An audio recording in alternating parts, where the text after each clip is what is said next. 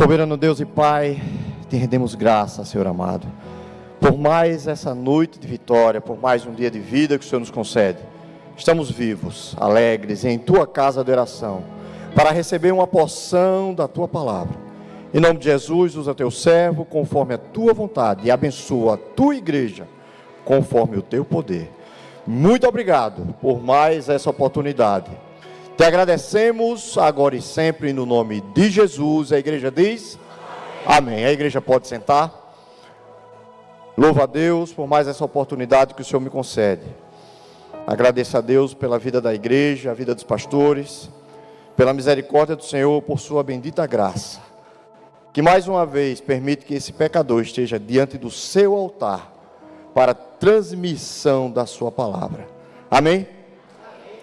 Irmãos, se não for muito constrangedor, repita comigo: Senhor Jesus, justifica a minha vida. Amém. Amém? Glória a Deus. Somente o Senhor Jesus tem essa autoridade de justificar a minha e a sua vida. Não há nenhum ser na face na terra que possa justificar um ser humano a não ser Jesus Cristo. Muitos acusam, julgam, criticam, perseguem, sendo ele também pecador, não conhecendo que a real justiça vem através de Cristo Jesus. Abra sua Bíblia para uma rápida meditação no Evangelho de São Lucas, capítulo 18, uma parábola muito conhecida do povo de Deus, que ele fala da parábola do fariseu e o coletor de impostos.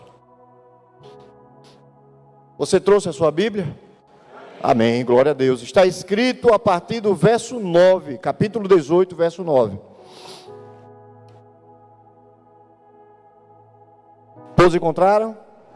Amém, glória a Deus. Está escrito: e ele falou esta parábola a uns que confiavam em si mesmos, que eles eram justos e desprezavam os outros. 2 homens subiram ao templo para orar, um fariseu e o outro publicano. O fariseu, posto em pé, assim orava consigo mesmo: ó Deus, eu te agradeço porque não sou como os outros homens, extorsionários, injustos e adúlteros, nem como este publicano. Eu jejuo 2 vezes na semana, dou os dízimos de tudo quanto eu possuo. E o publicano, estando em pé de longe, não queria levantar seus olhos ao céu, mas batia sobre o seu peito, dizendo: ó Deus, tem misericórdia de mim, pecador. Eu vos digo que este homem desceu justificado, amém? Para a sua casa, em vez do outro, porque todo o que a si mesmo se exalta será humilhado, e o que a si mesmo se humilha será exaltado. Amém, irmãos? Ficou clara a explicação, são palavras do Senhor Jesus. Ele declara de uma forma muito direta de que aquele que se exalta será humilhado. Esse homem era um publicano, ele era um pecador, era aquele que para o povo judeu era um inimigo, porque ele tirava dinheiro dos judeus para entregar aos romanos. Ele não era muito bem visto, não era bem tratado, mas ele era o quê? Um servo de Deus. E como ele era um servo de Deus, ele reconhecia uma questão muito importante para que a pessoa se torne verdadeiramente um servo de Deus. Ele reconhecia que era pecador. Aleluia. Pecador. Pecador. Ele não se exaltava. Ele via que o outro, ele frequentava a igreja todo santo dia, dava dízimo, oferta, não faltava com o Senhor, mas ele queria se auto-justificar. Eu não tenho, sendo eu nascido de pecado, onde vivi uma vida de pecado, sendo eu resgatado pela graça e misericórdia do Senhor, me justificar? Não tenho. É impossível. Eu só alcanço a minha salvação pela graça e misericórdia de Deus. Nada que eu possa fazer vai me justificar, vai me tornar, sabe, o mais bem visto, o mais legal, o mais inteligente, ele conhece a Bíblia. Não, quem vai me justificar é o Senhor. Eu me lembro na história de Atos dos Apóstolos, no capítulo 1, não estava nem no meu esboço, me veio à mente, de que Judas traía o Senhor Jesus, e os discípulos decidiram eleger uma pessoa, um discípulo no lugar de Judas. Separaram 2 homens, um chamado Matias e outro chamado José o Justo, que era até o seu sobrenome. Era uma justificação dada pelos homens e até por seus familiares, porque era até o seu sobrenome. Fizeram um sorteio e o Espírito Santo escolheu a quem? A José o Justo ou a Matias? Quem, irmãos? A Matias. Porque Jesus, ele vê o coração, ele vê a vida da pessoa. Esse é José o Justo. Jesus pode até ter dito: não, eu vou fazer com que ele se torne justo por minha graça e misericórdia, mas vou escolher Matias. Matias foi escolhido, e ele foi junto com os seus outros 11 apóstolos, formando agora o grupo dos 12, para a pregação do Evangelho a toda criatura e a todo aquele que nele crê. Não adianta você ser justificado pelos homens.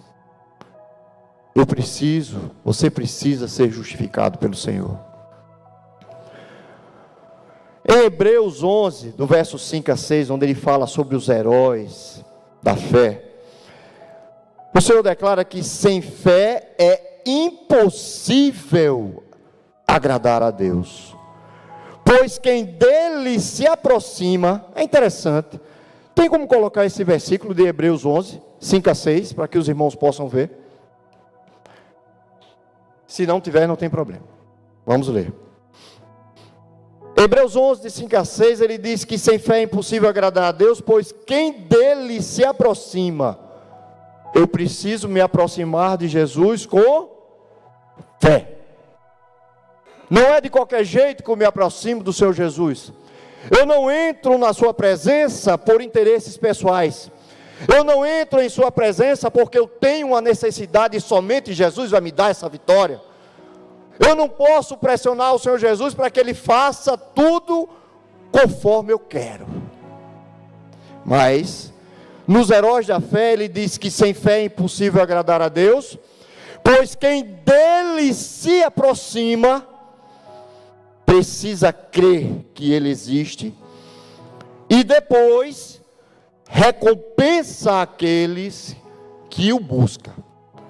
Primeiro eu busco o abençoador, a Jesus, e se assim for da vontade dele, Ele me abençoa. Nessa caminhada cristã, desses 25 anos que Deus tem tido misericórdia da minha vida, aqui nessa igreja, pela graça e misericórdia também dos pastores, me colocou a trabalhar junto aos irmãos no serviço dessa obra da casa.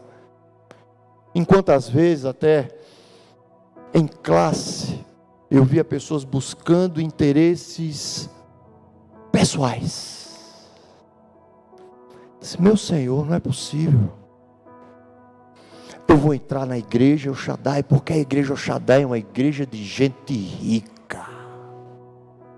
E aí, se eu fizer um bom relacionamento, eu vou levar pessoas para minha loja para que elas possam comprar. Misericórdia, que visão!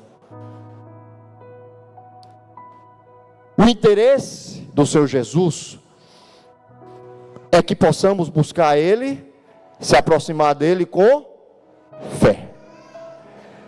para eu ser justificado, Deus ele sonda o meu coração.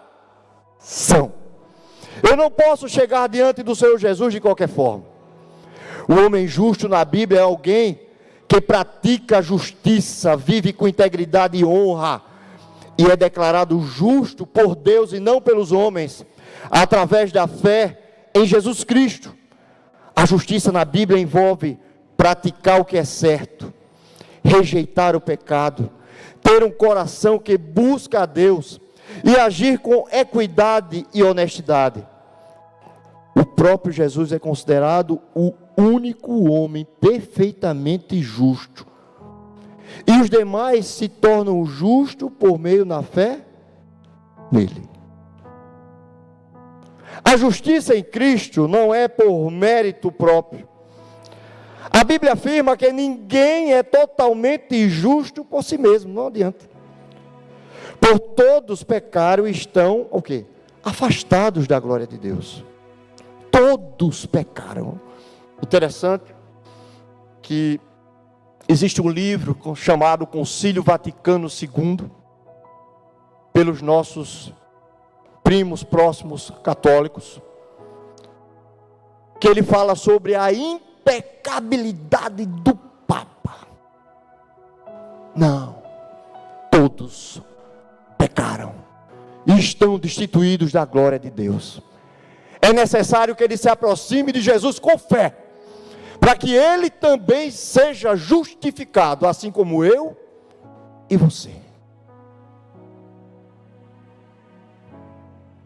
Precisa dessa graça redentora. É um dom de Deus. A justificação é um dom gratuito da graça de Deus, recebido através da fé em Jesus Cristo. É a união com Jesus. Quem crê em Jesus se torna justo, porque tem o Espírito de Cristo em seu coração, o que o ajuda a escolher o caminho certo. Você não vai ser justo, não vai deixar de ser pecador, mas é Ele, o Senhor Jesus, que vai nos justificar. Ele que vai pegar o meu pecado e o teu pecado e jogar no mar do esquecimento, e dele não lembra mais. Não passar mais na cara: olha, você fez isso. Quem faz isso é o inimigo, é Satanás. Mas Jesus não. A justiça de Cristo é diferente. Não tenho como me auto-justificar. Não tem. Eu me lembro que é muito alertado na Bíblia e destacado a importância de não ser presunçoso, arrogante, prepotente. E eu confesso a vocês que fui. Muitas vezes. Mas o trabalhar do Espírito Santo é algo extraordinário, maravilhoso.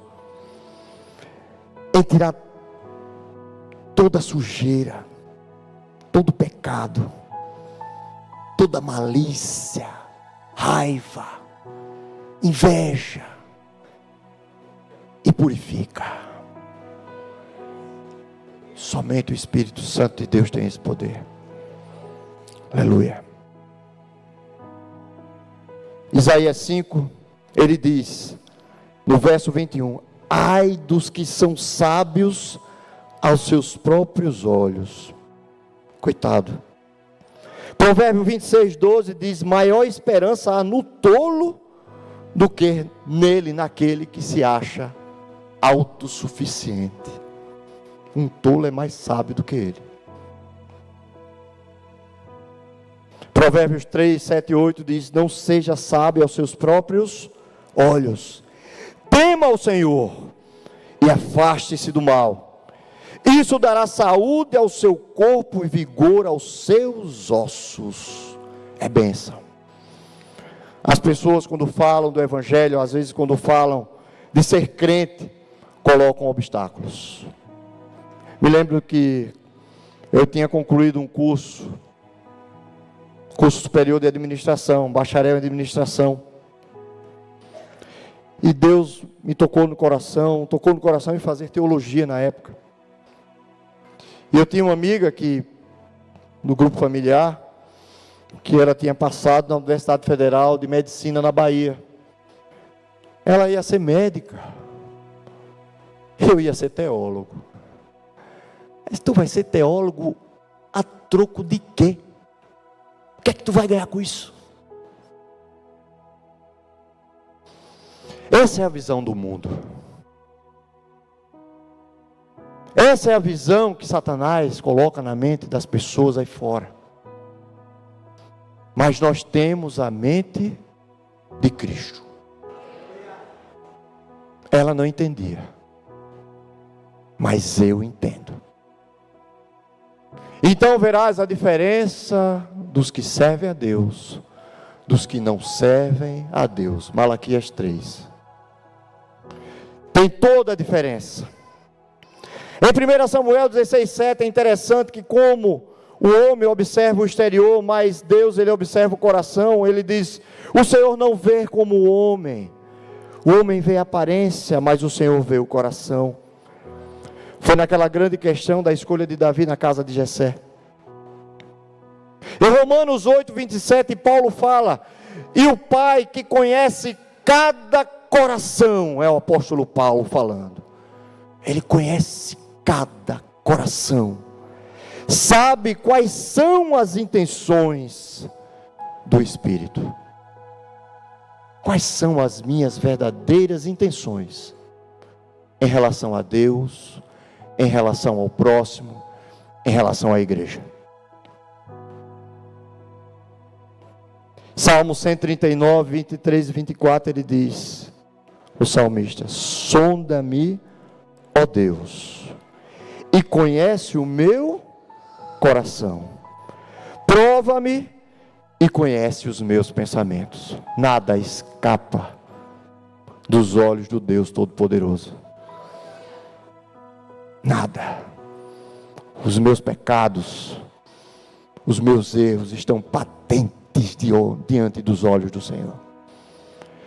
Cabe a mim reconhecê-los e pedir perdão a cada santo dia, para que a graça do Senhor seja derramado constantemente na minha vida. Agora veja como é o coração do homem, irmãos. Em Gênesis 6:5, um texto muito conhecido, antes do dilúvio, de Deus destruir a terra toda, através do dilúvio, ele fala que por que ele fez isso? Viu o Senhor que era grande a maldade do homem na terra, e que toda a imaginação dos pensamentos do seu coração era má continuamente. Jesus faz um alerta em Mateus sobre os sinais da volta de Jesus. Ele disse que ele retornaria porque o povo vivia como nos dias de Noé.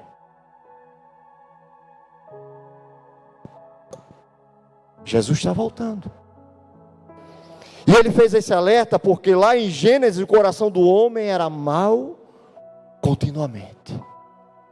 E Jesus alertou que antes da sua volta seria como nos dias de Noé. Como será que anda o meu e o seu coração, irmãos? É para o Espírito Santo mexer com o meu e com o seu coração.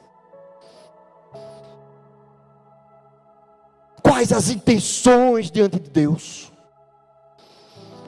O que eu pretendo diante do meu Senhor?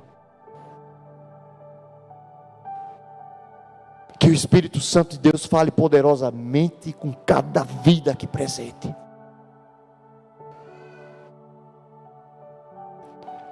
Jeremias 17:9. Interessante que o profeta Jeremias, o profeta das lágrimas, um profeta que eu tenho uma admiração muito especial na Bíblia. Em 17, no verso 5, ele diz: maldito é o homem que deposita a confiança no homem. No verso 7, 17:7, Bem-aventurado é o homem que deposita sua confiança em Deus. No verso 9, ele diz: enganoso é o coração, mais do que todas as coisas, e perverso, quem poderá o conhecer?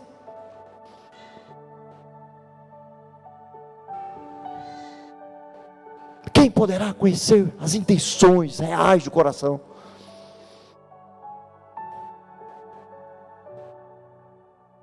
O que é que a Bíblia diz até sobre a maldade que estava no coração de Satanás? O inimigo da igreja, o inimigo do crente, o inimigo que se opõe diretamente a Deus, a tudo que é santo e puro.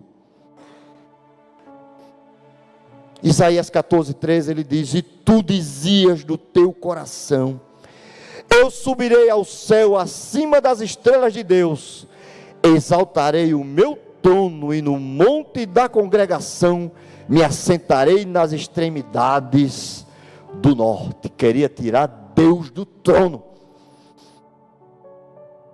Foi necessário mandar um anjo chamado Miguel, que é uma exclamação que diz: quem é como Deus?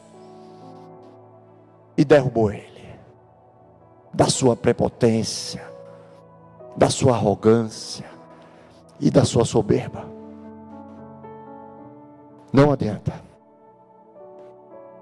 Em Ezequiel 28:16 ele diz: pela abundância do teu comércio o teu coração se encheu de violência, e pecaste pelo que te lancei profanado fora do monte de Deus, e o querubim da guarda te expulsou do meio das pedras afogueadas. Se Deus tinha um anjo de luz ao seu lado, que o traiu, e está condenado a trevas eternas, quanto mais eu, miserável homem que sou pecador, dizia Paulo. É por isso que é pela graça. É pela graça, somente pela graça de Deus. Em Ezequiel 28:17 ele ainda fala: elevou-se o teu coração, olha aí o coração, por causa da tua formosura corrompeste a tua sabedoria, por causa do teu resplendor por terra te lancei, diante dos reis te pus, para que te contemplem. Os governos da terra, muitos deles estão corrompidos, porque agora tem um príncipe deste mundo que é Satanás.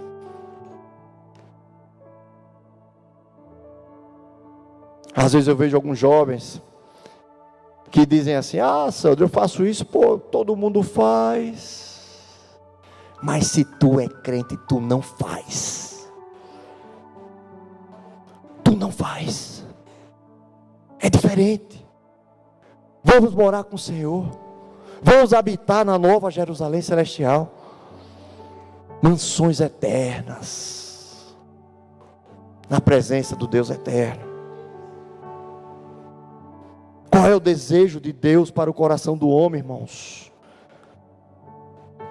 Ele é paciente, Ele é misericordioso. Em 2 de Pedro 3,9 diz: o Senhor não retarda a sua promessa, ainda que alguns o tenham por tardia, porém é longânimo para conosco, não querendo que ninguém se perca, senão que todos venham a arrepender-se. O verdadeiro evangelho fala da mais pura humildade que o Senhor Jesus representou e representa aqui na terra. Estamos chegando no período de Natal, e o Natal, eu comparei até nos estabelecimentos de áreas comerciais, que eu observo como as luzes estão apagadas. Cadê as luzinhas de Natal?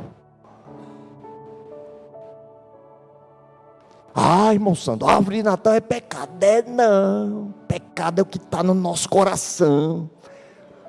é o julgamento, é a crítica, é a perseguição, é a dúvida. Olha que bela aquela árvore ali na entrada.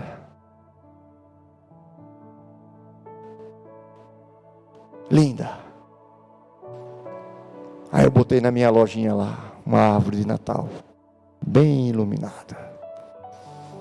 Aleluia. Louvado seja o nome de Jesus. Para que Deus continue abençoando a minha vida.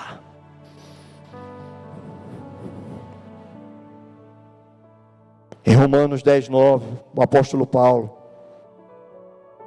ele declara: porque se com a tua boca confessares a Jesus como Senhor, e em teu coração creres que Deus o ressuscitou dentre os mortos, será salvo. Ele não pediu muita coisa, não. Eu me lembro que um amigo meu trouxe a igreja El Shaddai há 25 anos atrás. Ele mora nos Estados Unidos hoje, o André. Eu sentado ali com ele, eu não tive nem forças na hora que o pastor Musso estava pregando, à minha frente. E eu dizia ao André: não, André, primeiro eu vou ler a Bíblia. Eu vou ler a Bíblia, eu vou analisar ela, para ver se é isso mesmo, né? Coitado. Foi a maior decisão que eu já tomei em minha vida. Aleluia. Louvado seja o nome do Senhor. A minha esposa saiu dessa igreja. Os meus filhos foram apresentados pelos pastores.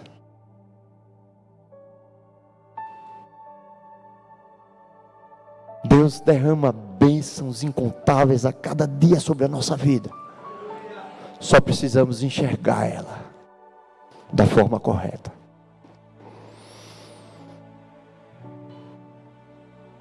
A pessoa justificada por Deus deve declarar em seu coração: dá-me, Senhor, um coração sábio. Isso também tem sido um clamor bíblico, principalmente está lá no Salmo 90:12, que pede a Deus sabedoria para viver os dias finitos da vida, reconhecendo a brevidade da existência e a necessidade de prudência. Precisamos priorizar a vontade divina e o reino de Deus.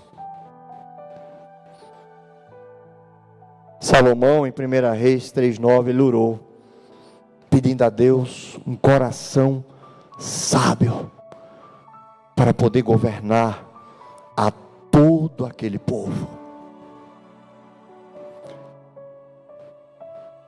E gostaria de encerrar, irmãos, nessa breve meditação com o Salmo 51, verso 10 e verso 17. Com as palavras do salmista que diz: cria em mim, ó Deus, um coração puro, e renova dentro de mim um espírito inabalável. Os sacrifícios que agradam a Deus são um espírito quebrantado, e a um coração quebrantado e contrito, ó Deus, jamais desprezará. Pai, sou grato por tua infinita fidelidade, por tua graça, por tua bondade e misericórdia, por tua salvação que habita na minha vida e habita na vida dos meus irmãos. Que a tua salvação continue presente nessa igreja, que a tua palavra continue viva, ensinando a cada crente o caminho da verdade. Pai, em nome de Jesus, a minha justificação vem de ti. Pai, em nome de Jesus, apresento a tua igreja, para que ela também possa ser justificada por ti. Por isso te agradeço, agora e sempre, no nome de Jesus. A igreja diz: fiquemos todos de pé.